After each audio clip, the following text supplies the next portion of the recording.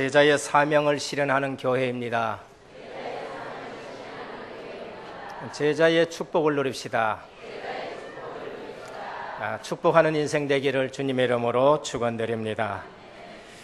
한 주간 동안에 저는 우리의 미래는 렘넌트에 있다라는 그 말씀을 가지고 한 주간 지나는데, 저는 그것을 사실적으로 현장에서 확인하게 되었습니다. 아무래도 지금 대화의 많은 중심이 런던 올림픽에 가 있을 걸로 생각해요. 특히 우리 복음운동하는 단체는 박주영 선수에게 모든 초점이 맞춰져 있을 것이고, 또 안 믿는 분들은 박주영 선수 어떻게 뛰나 보자 하고 또 그런 시각으로 보게 될 줄 믿습니다. 저는 그 경기를 보면서 그렇구나, 우리의 미래는 렘넌트에 있다라는 사실을 확신하게 됐었어요. 사실 슬럼프도 있을 것이고, 선수 생활하다 보면은 또 주목받을 때도 있을 것이고, 실수할 때도 있을 것이고, 골이 안 터질 때도 있을 것이고 한데, 홍명보 감독이 박주영 선수를 그 합류시켜 가지고 하니까, 또 병력 면제 가지고 면제부 줄라 그러느냐 그거 하는데, 그걸 누가 해결했느냐? 박주영 선수가 해결했어요. 그래서 저는 그 골 넣을 때 볼 때예요, 정말로 우리 박주영 선수가 성령 충만한 상태가 아닌가, 그렇게 생각이 되어집니다. 그 골 잡고 수비수 3사람 4사람이 둘러서 있는데 넣을 때에 거기에 계산이 들어가겠습니까? 저는 그때에는 박주영 선수가 계산으로 그게 볼을 다루지 않는다 생각해요. 평소 때 기도하면서 훈련했던 거 무의식 속에서 그것이 볼이 다뤄지고 슈팅이 된 줄로 믿습니다. 저는 그렇게 보여지더라고요. 그런데 정말 하나님이 도우신 것 같아요. 나중에 골 넣고 나서 인터뷰 할 때 그러더라고요. 정확하게 찬다고 찼는데 좀 빗 맞았다 그래요. 빗 맞은 것이 골로 들어가 버린 것입니다. 하나님이 역사하신 거지요. 그때 보면은요, 우리가 참 힘든 상태였었어요. 그런데 그 한 골로 한국 선수들의 분위기와 모든 것을 다 반전 다 시켜버렸었습니다. 그래서 나중에 2대0으로 이겨 나니까 일본 선수들이 앉아가지고 일하지를 안 하더라고요. 정신 차리고 나니까 인터넷에 글이 올라오는데, 일본 선수들에게 그래요. 한국 선수 대신 너들 전부 한국 군대 가라, 그렇게. 한국 선수들이 이제 군대 안 가니까 일본 선수, 우리 선수 너들 전부 한국에 군대 가라, 그렇게 얘기하는 걸 들어봤었습니다. 오늘 우리는 이 말씀을 들으면서 어떤 생각이 듭니까? 저는 말씀은 변함이 없는 말씀이고 정확한 하나님의 말씀이고 성취되는 하나님의 말씀인 것을 확인하게 되는 것입니다. 앞으로 우리 은혜교회에도 미래에 이러한 렘넌트가 계속 일어날 줄 믿으시기를 축원드립니다. 분명히 하나님의 말씀이기 때문에 가장 어려운 시기에 가장 결정적인 것을 누가 해결하느냐? 렘넌트가 해결한다라는 것을 우리에게 말씀을 합니다. 그러면서도 한 주간 동안에 저는 또 현장에서 또 봤어요. 불신자 가운데서 나오는 우리 렘넌트들이 부모님이 평소에는 봐주지만은 여러 가지 문제 생겼을 때는 안 봐주잖아요. 특히 결혼 같은 부분에서는요, 부모님들이 여러 가지 압박도 하고 그러는데, 그런 가운데서도요, 이 언약을 잡고 눈물 흘리는 거 이런 걸 봤었을 때에 과연 렘넌트에게 희망이 있구나, 렘넌트 통해서 하나님이 새로운 일을 시작하시는구나라는 것을 볼 수 있습니다. 우리가 살아가는 것 같지만은 실제 살고 있다 보면은요, 우리에게 해결되지 않는 문제가 있다는 게 보여져요. 우리 성도님 가운데 권력기관에 근무하신 분 계셨거든요. 저는 그분하고 대화하다가 깨달았어요. 그렇구나, 이분이 권력기관에 근무할 때에 많은 기관장들 알잖아요. 그 권력이 보통 권력이 아니거든요. 그래서 또 어떻게 하다가 나오겠는데, 나와서 취직해야 되니까 많이 아는 사람들한테 내 한 자리 부탁한다 하니까, 그래, 그거 걱정하지 마라, 그게 어렵냐, 그러면서 그분들이 다 약속을 했어요. 근데 약속된 날짜 되면 그게 사달이 나고 삐끄덕거리고 그 다음에 안 되는 거예요. 그게 한두 번이 아니에요. 몇 번 그런 일이 계속 반복이 일어나요. 한 번은 누굴 찾아갔는데, 그래 3일 있다가 온나? 그러면은 내가 분명히 자리 하나 만들어 놓을 테니까 걱정하지 마라 그랬어요. 3일 있다 찾아갔는데 그날이 그분의 장례식 날이었었습니다. 그렇습니다. 오늘 우리는 모든 문제가 있는데 그 문제를 해결하는 것은 우리 힘이 아니에요. 또 모든 문제가 나와 상관없이, 나의 계획과 상관없이 들어닥치는데 그걸 해결할 수가 없는 거죠. 불신자가 살아가다가 낙심하는 것은 당연한 겁니다. 왜냐하면 하나님 떠나 있는 상태예요. 그리고 우리가 아무리 착해도 열심히 해도 우리에게 다가오는 문제는 어쩔 수가 없어요. 그저께도 보니까 뉴스 시간은 아니지만은요, 아파트에서 일어난 걸 사실인가 뭐 어떤 거 하나인데, 아파트 14층인가 어떤 그 주부가요 자살을 해버린 거예요. 이 자살을 했는데 자살 내용이 자살하기 전에 우리 집에 뭐가 있다는 거죠. 귀신이 있다든지. 그러면 아래 위층으로 뛰어다니면서 늘 그거를 얘기를 했는데 사람들이 그것에 대해서 알지를 못하는 거죠. 그래서 그것 때문에 소란을 피우다가 누가 해결이 안 되니까 그만 자살했는데 거기에 뭐가 나온다 얘기하고 귀신이 있다 하고 그런 얘기를 볼 수 있습니다. 인간의 숨은 문제입니다. 그 문제가 과학자가 그게 이해가 되겠습니까? 철학하는 분이 그게 이해가 되겠습니까? 역사 공부를 하시는 분이 그게 이해가 되겠습니까? 이 문제가 가정으로 파고들고 이 문제가 사회로 파고드는데 이 문제가 성공한 자에게도 파고드는데 성공한 자도 성공한 만큼 영적 문제가 있는 거예요. 우리 인간은 모두가 영적인 존재이기 때문에 하나님 못 만나면 행복이 없고 하나님 못 만나면 영적 문제가 있는데 성공한 만큼 그 영적 문제가 더 크다는 거예요. 그래서 우리에게 주는 메시지가 뭐냐면 정치인이다, 종교인이다, 교회 지도자다. 이러할수록 정치계에 몸담은 사람이 영적 문제가 해결이 안 되면은 그 나라에 영향을 주게 되는 것이고 그 세계에 영향을 주게 되는 것을 볼 수 있습니다. 이런 현장에 누가 필요하느냐? 오늘 엘리야 같은 선지자가 필요하다라고 말씀합니다. 엘리야는 누구냐? 여호와는 하나님이시다라는 것을 이름으로 가진 자가 엘리야입니다. 북왕국 이스라엘의 대선지자지요. 그냥 적은 선지자가 아니라 아주 훌륭한 선지자입니다. 길레아 디셉 사람인데 별로 이름이 없는 장소에서 태어났었습니다.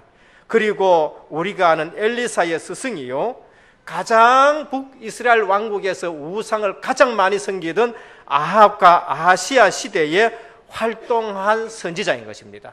그래서 세상이 어두울수록, 세상이 깜깜할수록 누가 더 필요하냐? 복음 가진 자가 필요하다고 우리에게 말씀합니다. 본론으로 들어가서 첫 번째입니다. 최고의 선지자 엘리야입니다. 가장 어두운 시대에 하나님은 최고의 선지자 엘리야를 보냈어요. 누가 최고 선지자냐? 누가 최고 성도냐? 우리는 여기에 대해서 정의 내려야 됩니다. 누가 최고의 선지자고 누가 최고의 성도냐? 그것은 여호와의 이름의 능력을 아는 자입니다. 성도가 많이 배웠다, 성도가 출세했다, 높은 지위에 있다, 돈을 많이 벌었다, 최고 성도가 될 수 없습니다. 누가 최고 성도냐? 여호와의 이름의 능력을 아는 자인 것입니다.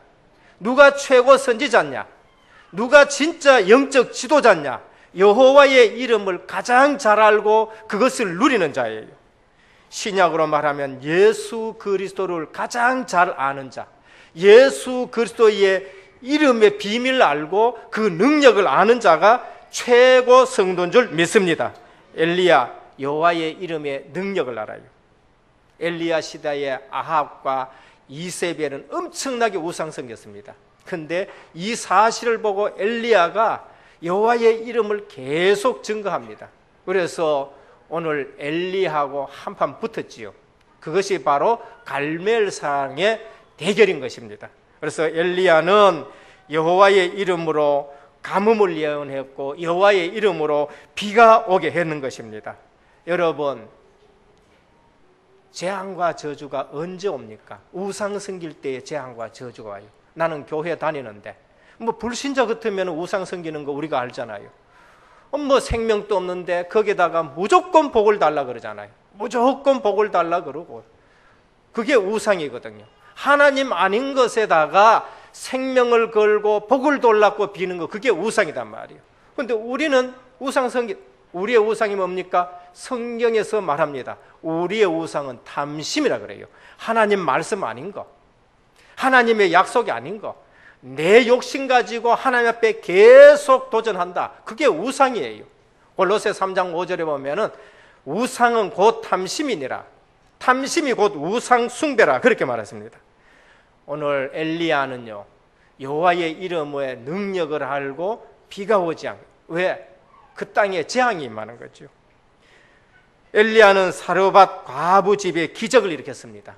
전부 흉년들에서 먹을 거 없어요. 그때 엘리야가 사르밧 땅에 갔는데 한 과부가 어린 아이와 함께 이제는 먹을 것이 없고 가루통에 밀가루 전부 끓으니까 한 움큼, 기름병에 기름 다 터니까 몇 방울, 그것 가지고 떡해 먹으려고 나뭇가지 줬는데 엘리야 선지자를 만났어요.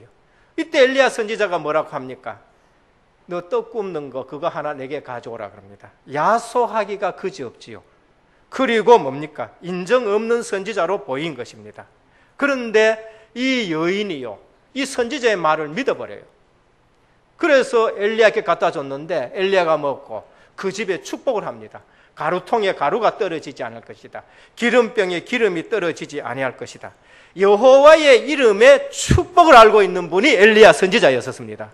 여러분, 예수 그리스도 이름에 축복을 누리시기를 축원드립니다. 이게 성도의 삶이에요. 그게 가장 훌륭한 성도란 말입니다. 주님의 이름으로 섬기는 일, 여기에는 계산이 들어갈 수 없습니다. 우리 신앙생활에 계산 들어가면 안 돼요. 하나님의 축복은 계산이 아니라는 거죠. 믿음은 절대 계산이 아닌 것입니다. 믿음은 하나님이 말씀하신 것을 우리가 그대로 수납하는 거예요. 과학적으로 좀 안 맞는 게 있어요. 하나님의 역사와 복음은 과학을 지금 얘기하는 거예요. 아닙니다. 과학을 초월하는 것이죠. 갈멜산의 영적 승리입니다.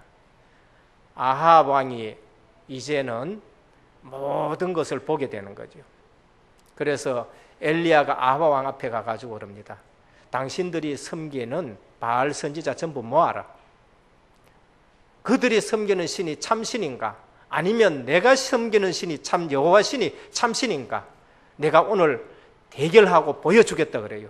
그래서 아합 왕이 바알 선지자 450명을 갈멜산에 모았습니다. 그래, 너희 신의 이름으로 제사 지내봐라. 제사 지내봐라. 그들이 송아지를 잡고 제사를 지내는데 오전 내내 바알이여 바알이여 불러요. 절대 답이 없습니다. 이제 그만해라. 이제 내가 제사 지낸다. 그리고 이스라엘의 지파의 수를 따라 12도를 딱 취합니다. 그리고 거기에 번제를 나눠놓고 아브라함의 하나님, 이삭의 하나님, 야곱의 하나님, 여호와여, 여호와의 이름의 능력을 아는 것이죠. 언약의 하나님이란 걸 아십니다. 그러면서 기도했는데 거기에 불이 내린 것이죠. 누가 참신이냐? 여호와 하나님이 참신이에요. 누가 진짜 하나님이고 누가 구원주냐? 예수 그리스도가 참 구원주인 줄 믿으시기를 축원드립니다. 지금 그걸 말하는 거죠. 오늘 여러분들이 언약 있는 예배 드리면은 이 예배에 주의 성령이 역사하십니다. 그걸 믿어야 돼요. 언약 잡은 자들이 있는 곳에 성령이 역사했는데 그게 마가다락방이에요. 여러분들이 진정으로 하나님의 사람이고 여러분들이 진정으로 언약을 갖고 있다. 제사 드리는데 여러분 있으면 그 제사가 안 되는 거예요. 점집에 간다. 그 점이 안 되는 거예요. 그것은 여호와 하나님만이 참 신이라는 걸 말합니다. 우리는 이러한 영적 싸움을 싸우는데 이 엘리야 선지자는 뭐를 알았느냐? 영적 싸움은 숫자가 문제가 아니에요. 450대 1이에요. 아세라 선지자까지 합하면 850대 1이에요.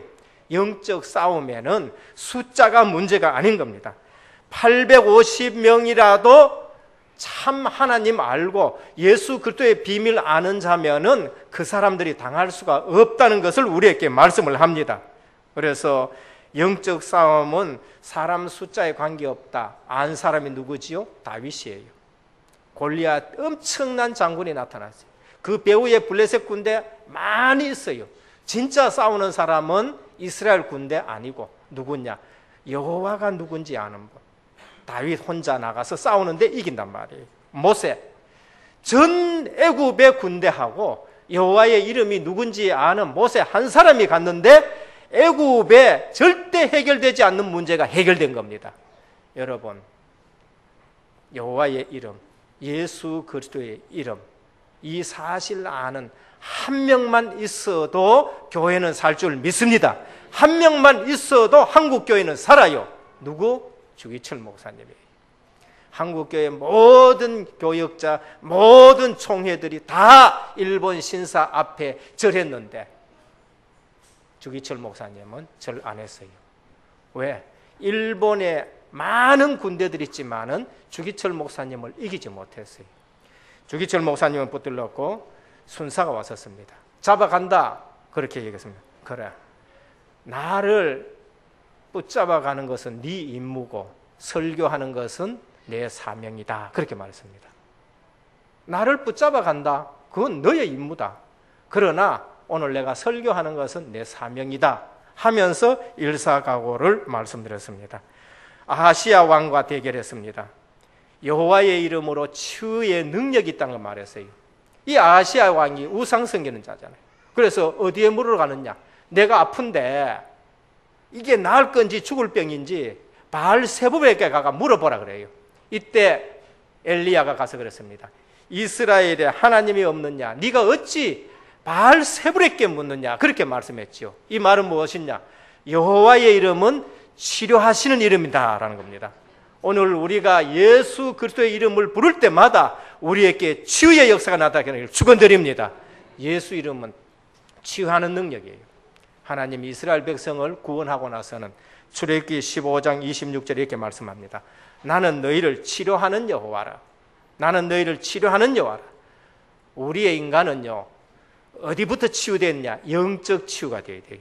영적 치유가 돼야 마음의 평안이 있고 마음 치유가 오고 정신 치유가 오고 그리고 육신의 치유가 오는 겁니다. 여호와의 이름은 어떤 이름인 줄 알고 있느냐? 심판하는 이름이라는 걸 알고 있었습니다. 아합 왕의 딸과 결혼한 남쪽 왕 여호람에게, 여호람이라는 남쪽 유대 왕이 아합의 왕의 딸하고 또 결혼했었습니다. 이때 경고의 편지를 보내는데 여호와의 심판이 임할 것이다 라고 그렇게 또 말씀을 했었습니다. 그래서 하나님의 이름은 심판하는 이름이다 라는 걸 알고 있었습니다. 그러니까 담대하게 하나님의 사역을 할 수 있습니다. 둘째, 연약해진 엘리야입니다. 우리를 약하게 하는 것이 뭔가? 그 역사 많이 일으키고 그 기적 많이 일으키고 죽은 자도 살리고 신약의 예수님의 사역이나 구약의 엘리야의 사역이나 거의 동등할 정도로 사역한 엘리야가 어느 날 낙심해 버렸었어요. 우리를 약하게 하는 게 뭐냐? 엘리야를 약하게 하는 게 뭐냐? 여러분을 약하게 만드는 것이 무엇이냐? 그것이 사람의 말 한마디, 원수의 말 한마디입니다. 분명히 850대 1 이겼었습니다. 450명 다 죽이고 승리했어요. 그러면 아합이 변할 줄 알았어요. 엘리야가 아합이 변할 줄 알았어. 그런데 아합이 안 변했어요. 이세벨을 만나더니만은 하는 말이 너 생명 오늘 저들과 같이 될 것이다. 450명 죽은 자와 같이 너도 죽을 것이다. 이 말 한마디에 엘리야가 힘이 쫙 빠진 것입니다. 이세벨이 누구냐? 두로와 시돈 왕 엣바알의 딸이에요. 엣바알이란 말은 바알의 사람이란 거예요. 왕의 이름이 엣바알이에요. 왕이 누구냐? 바알의 사람이요. 그의 딸이에요. 그러니까 얼마나 우상을 섬기겠습니까? 근데 아합이 북쪽 이스라엘 왕이 그 이세벨하고 결혼했는데 이 여자가 450명의 바알 선지자들을 데려와요. 이스라엘 안에서 나온 게 아니에요. 시돈과 두로에서 450명의 우상 섬기는 선지자들을 데려온 거예요. 또 아세라 섬기는 400명을 또 데려온 사람입니다. 이 여자가 오늘 너는 내 손에 주겠다. 네 생명이 그들과 같이 되겠다라고 말했죠. 우리는 하나님의 사람으로 사역할 때에 별별 말 다 듣죠. 박주영 선수 같은 게 별별 말 다 들었어요. 기도 세레머니 하니 오만 말 다 들었습니다. 사람의 말에 약해진 엘리야, 사단 원수의 말에 약해진 엘리야, 그래서 두려워 도망하는 엘리야, 로뎀 나무 아래에 서가지고 피곤해진 엘리야, 낙심한 엘리야, 죽기를 구하는 엘리야. 사람의 말 여러분 힘을 뺍니다. 여러분들 그걸 잘 아셔야 돼요. 사단에게 속으면 안 됩니다. 엘리야에게 위기가 다가오는데 이 말 한마디, 불신앙 한마디, 사람이 한 말에 전부 무너지는 거죠. 그래서 하나님, 더 이상 저는 못합니다. 내 생명을 거두어 가져 주십시오. 저는 열조보다 나은 것이 하나도 없습니다. 그래서 엘리야는 정말 내가 죽는 것이 낫습니다, 그렇게 말씀합니다. 그때 하나님께서 어떻게 하셨습니까? 그리 시냇가에 엘리야를 보내죠. 그리고 거기에서 하나님이 위로하시고 천사를 보내가지고 힘을 내게 하십니다. 그리 시냇가가 뭐냐? 단절된 협곡인 겁니다. 그리 시냇가란 말은 단절된 협곡이죠. 그게 뭐냐? 하나님과 소통할 수 있는 겁니다. 여러분, 힘 빠지고 할 때에 사람 의지하지 말고 모든 것이 오히려 단절되어지면서 하나님과 은혜 교제를 나눈 거예요. 하나님은 천사를 보내 힘을 주시고 40주 40야를 걸어 호렙산에 가도록 하시는 것입니다. 호렙산이 어딨냐? 모세가 하나님께로부터 은혜 받은 곳인 것입니다. 대선지자 엘리야가 호렙산의 의미를 모르겠어요? 거기서 선지자가 하나님께로부터 은혜를 받는 것입니다. 우리는 착각하지 말아야 됩니다. 중요한 문제가 생길 때 우리 앞서 하나님은 천사를 보내시는 것입니다. 우리 앞서 하나님은 보호자를 보내는 것입니다. 다니엘이 사자굴 들어갈 때 하나님이 천사를 보냈어요. 모세가 언약을 받았던 산에 하나님은 천사를 보내는 것입니다. 모세 앞서 하나님은 천사를 보냈지요. 연약하는 것에 속지 않아야 됩니다. 엘리야가 자기 열심과 자기 특심에 속았어요. 내가 이처럼 열심히 하고 특심으로 하는데 나는 열조보다 못합니다 그랬어요. 열조보다 나은 줄 알았어요. 그런데 하나님께서는 열심 특심이 아니라 내 음성을 들어라, 그렇게 말씀을 합니다. 오늘 우리는 사람에게 속지 말고 내가 하는 일들에도 속지 말아야 됩니다. 저는 새신자에게 꼭 말해요. 새신자에게 목사님 보고 속지 말아라, 장로님 보고 속지 말아라, 그 다음에 또 중직자 보고 속지 말아라. 늘 뭐를 붙들어야 되느냐? 하나님 말씀 붙들라, 그렇게 말씀을 합니다. 신앙의 비교를 버리라는 거죠. 내가 열조보다 못합니다, 비교를 버리는 거예요. 신앙에는 사도시대가 있고 속사도시대가 있고 교부시대가 있고 중세시대가 있었고 종교개혁 시대가 있었습니다. 구약에는 족장시대가 있었고 족장 이전 시대가 있었고 사사시대가 있었고 그 시대마다 하나님의 쓰시는 사람이 있어요. 때로는 순교시대가 있었어요. 그때는 전부 또 순교해야 되겠죠. 그러나 그 시대 진행하면 교부시대는 또 교리를 또 만들기도 하고요. 종교개혁 시대에는요, 진짜 영적 싸움을 싸워야 되겠죠. 이 시대는 뭐냐? 복음운동해야 되는 시대인 것입니다. 그래서 우리는 그 시대에 하나님이 주신 계획이 뭔가를 알아야 되는 것입니다. 그래서 모든 문제 풀리는 열쇠가 무엇이냐? 그리스도와 그의 말씀인 것입니다. 세 번째, 모든 문제가 풀리는 열쇠, 하나님의 말씀입니다. 어찌하여 여기에 있느냐? 좌절해야 있어야 될 사람이 아니다라고 말합니다. 우리 신앙생활의 중심이 무엇이어야 되느냐? 말씀이어야 된다라고 말합니다. 오늘 하나님께서는 지나가시면서 바람, 불, 지진 이러한 역사를 계속 일으켜요. 엘리야가 거기 하나님 계시는가? 하나님이 거기 안 계셔요.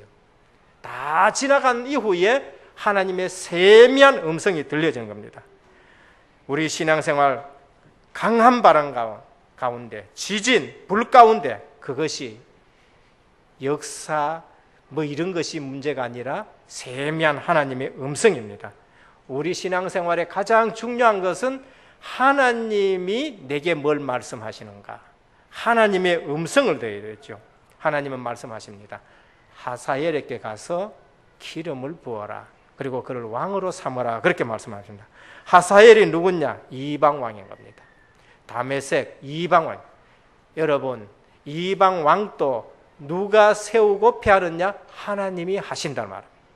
그리고 예후에게 기름을 부어 이스라엘 왕이 되게 하고 북쪽 이스라엘 왕 아합을 폐하고 예후를 세워라 그렇게 말씀하십니다. 그리고 바알에게 무릎 꿇지 않는 자 7천을 남겼다. 순수 신앙을 간직한 자입니다. 그러면서 엘리사를 세워라, 렘넌트 지도자를 세워라 그렇게 말씀을 하십니다. 조용한 중에 하나님의 음성을 듣게 되는 것입니다. 미래 지도자를 길러라 그렇게 말해요. 오늘 우리 인생의 해답이 누구냐? 예수 그리스도. 오늘 우리 인생에 풀리지 않는 문제가 있느냐? 하나님의 음성 듣기를 축원드립니다. 역사 일어나는 거 그게 문제가 아니고 하나님의 음성이 내게 될 그 음성에 보면은요 후대를 길러내라 그렇게 말해요. 엘리야는 가서 바로 누구에게? 엘리사를 불른 겁니다. 그런데 엘리사가 일어나서 누구에게 또 기름 붓느냐? 예후에게 기름. 그러면서 또 이방인 왕에게 또 기름 부어서 세우는 걸 볼 수 있습니다. 엘리야에게 하신 말씀이 엘리사에게까지 가가지고 그것이 이루어지는 걸 볼 수 있어요. 오늘 모든 문제 풀리는 열쇠가 뭐냐? 하나님의 음성인 줄 믿으시기를 축원드립니다. 여러분 예배 중에 여러분 하나님의 음성 듣는 것이 중요해요. 하나님의 음성을 들으면은 거기에 모든 문제가 풀려요. 이미 그리스도로 모든 문제가 끝났었습니다. 이제 남은 문제는 하나님의 음성이 들려지는데 렘넌트가 일어나면서 후대들이 일어나면서 그 문제가 하나하나 다 풀리는 걸 볼 수 있습니다. 결론입니다. 공부가 안 되는가? 제일 바닥에 혼자 있습니까? 거기서부터 출발하면 돼요. 지금 혹시 어려움 당하는 분이 있습니까? 거기서 시작하면 됩니다. 거기서 하나님의 음성 듣고 새롭게 시작하면 됩니다. 경제 때문에 고난당합니까? 제일 바닥으로 내려가가지고 거기서부터 하나님의 음성 듣고 새롭게 시작하면 되는 겁니다. 자꾸 적당하게 하려고 그러는 거예요. 적당하게 하지 말고 진짜 하나님의 말씀 붙들고 시작하기를 축원드립니다. 거기에 모든 문제가 다 풀리는 것입니다. 모든 문제 풀리는 열쇠 여호와의 이름 예수 그리스도 그분의 말씀이에요. 안 된다. 우리가 말씀 놓친 겁니다. 우리가 말씀 놓칠 때에 사단의 통로를 내어주게 되는 것입니다. 세미한 하나님의 음성 듣는 순간 그게 24시 기도 시간이고 우리가 정시 기도 시간이에요. 선지자들요 사도들 항상 정시 기도 시간을 가지고 있어요. 오직 24시 기도 속에 들어갈 때에 오직 복음 붙들 때에 흑암 권세가 그때 무너지는 것입니다. 조금만 틈이 있어도 악한 사단은 여러분들에게 통로를 삼게 되고 여러분들 뒤흔드는 것입니다. 예수 그리스도의 이름 또 그분이 주시는 말씀 이 약속이 모든 문제 풀리는 열쇠입니다. 하나님은 숨겨둔 하나님의 축복의 통로가 있는데 그것이 후대들입니다. 가서 기름을 부어라 그렇게 말해요. 그들을 세워라 그렇게 말씀하십니다. 오늘 앞으로 우리 은혜교회 시간 지나갈수록 렘넌트 일어나면서 모든 문제가 해결될 줄 믿으시기를 축원드립니다. 기도드립니다. 하나님 아버지 감사를 드립니다. 우리는 예수 그리스도의 이름으로 하나님의 자녀가 되었습니다. 참 하나님이 창조주시고 신이시고 구속주인데 말씀이 육신이 되어 우리 이 땅에 거하시고 그리스도로 모든 문제 해결하셨습니다. 오늘 또 그 이름과 그분의 말씀의 비밀 아는 자가 모든 것에 승리하는데 오늘 또 영적 승리에 주역이 되게 도와주옵시고 서밋으로 세워지게 하옵소서. 예수 그리스도 이름으로 기도드립니다. 아멘.